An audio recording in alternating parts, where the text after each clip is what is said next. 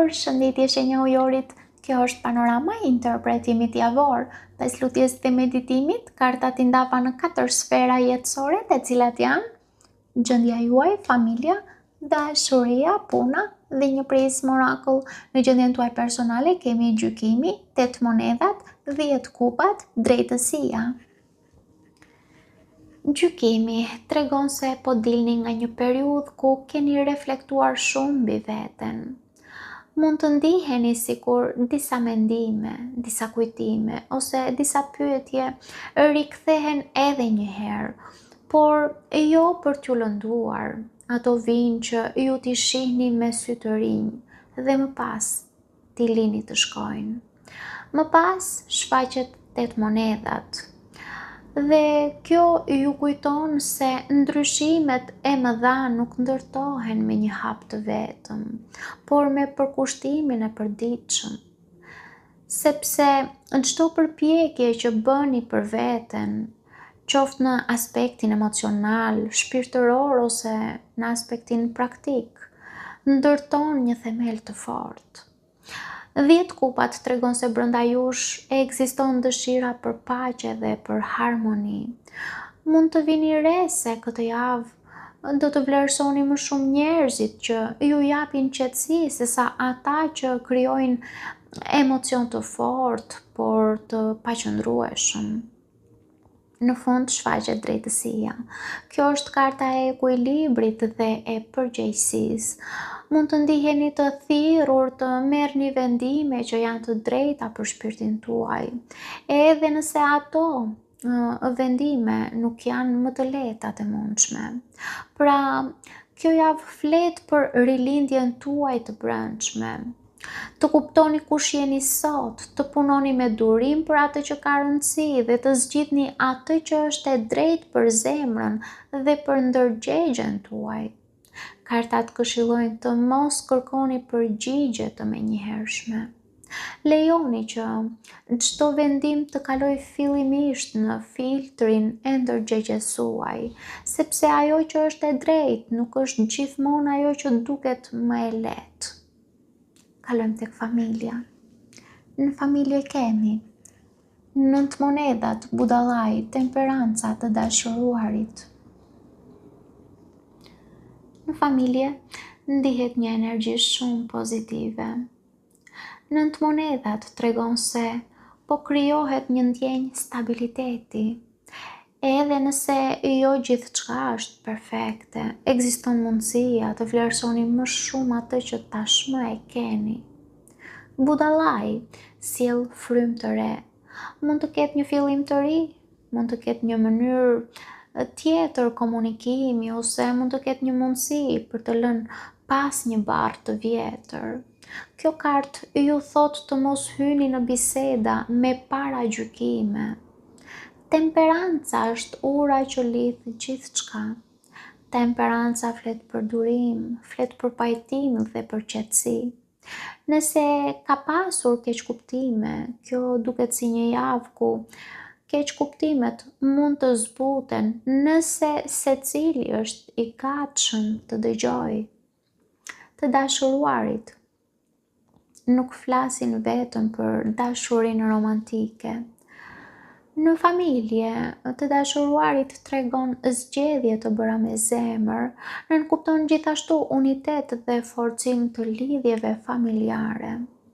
Në thelb, duket se në familje këtë javë flitet për rikthimin e ekuilibrit.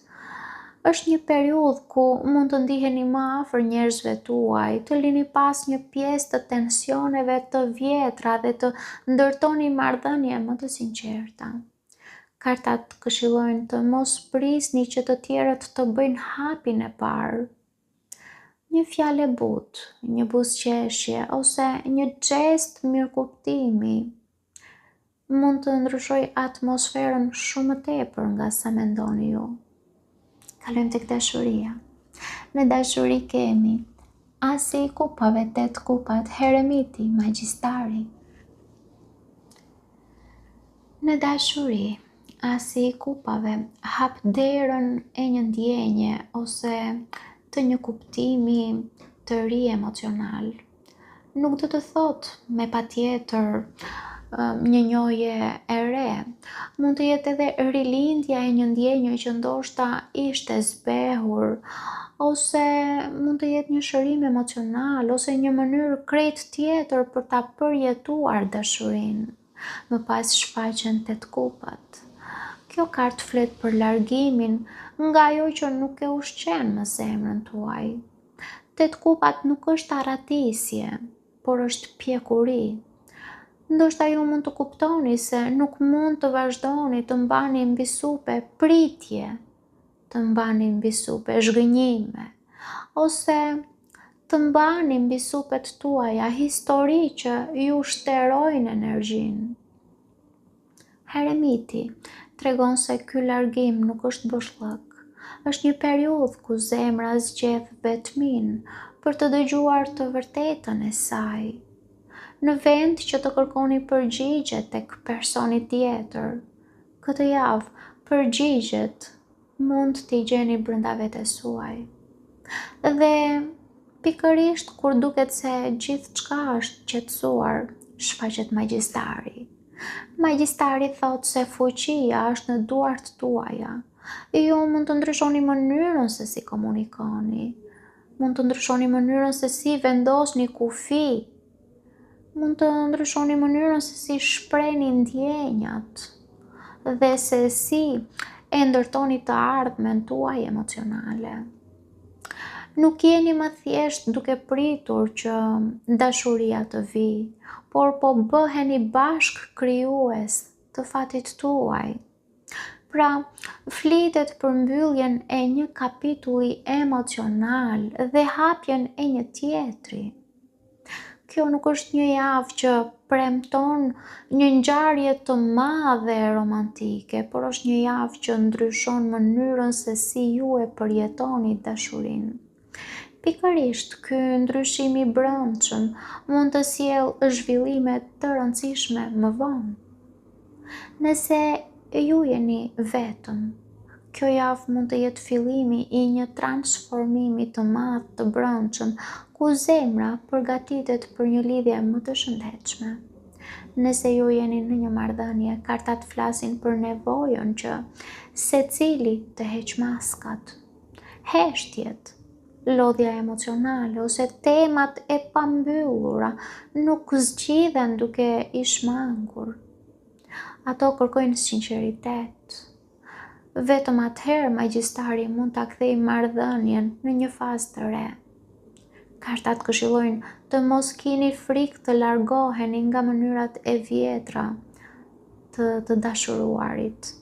Disa kapituj mbyllen që zemra të ketë vend për diçka më të vërtetë. Kalojmë tek puna.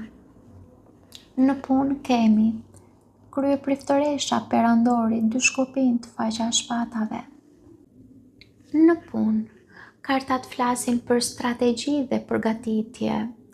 Kryepriftëresha flet për përgatitje të heshtur dhe njohuri që ende nuk janë shfaqur plotësisht. Në punë kjo mund të nënkuptoj se jeni në një fazë ku po mësoni, po vëzhgoni ose po prisni momentin e duhur për të vepruar. Nuk është koha për të zbuluar çdo plan apo për të nxituar, por është koha për të mbledhur informacion dhe për të kuptuar dhe për të njohur më mirë terrenin. Më pas, perandori tregon një periudhë ku përgatiteni të organizoni struktura dhe marrje përgjegjësish. Pra, perandori është karta e vendimeve të menduara mirë. 2 shkopinjt tregon se po shikoni përtej situatës aktuale. Ndoshta mund të mendoni për një drejtim të ri, ndoshta mund të mendoni për një projekt tjetër, ose ndoshta mund të mendoni për një hap që mund të ndikojë në të ardhmen tuaj profesionale. Në fund, faqja e shpatave sjell një energji kërkimore. Faqja e shpatave mund të nënkuptojë një lajm ose informacion të ri. Mund të nënkuptojë nevojën për të bërë pyetje dhe për të mos pranuar gjërat pa i verifikuar. Mund të nënkuptojë gjithashtu një fazë ku vëzhgoni me kujdes përpara se të veproni. Pra kjo javë është për planifikim dhe për vendime të menduara mirë. Mund të merrni një informacion ose lajm që mund t'ju ndihmojë të shihni më qartë drejtimin tuaj profesional.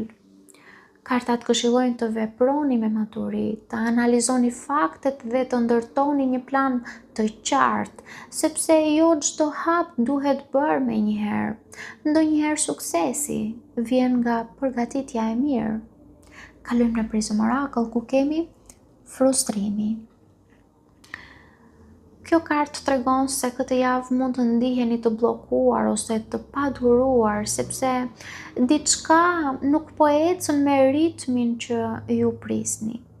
Frustrimi nuk vjen për t'ju ndëshkuar, por për t'ju treguar se ku po harxhoni energji, duke u përpjekur të kontrolloni atë që nuk është ende në kohën e vet.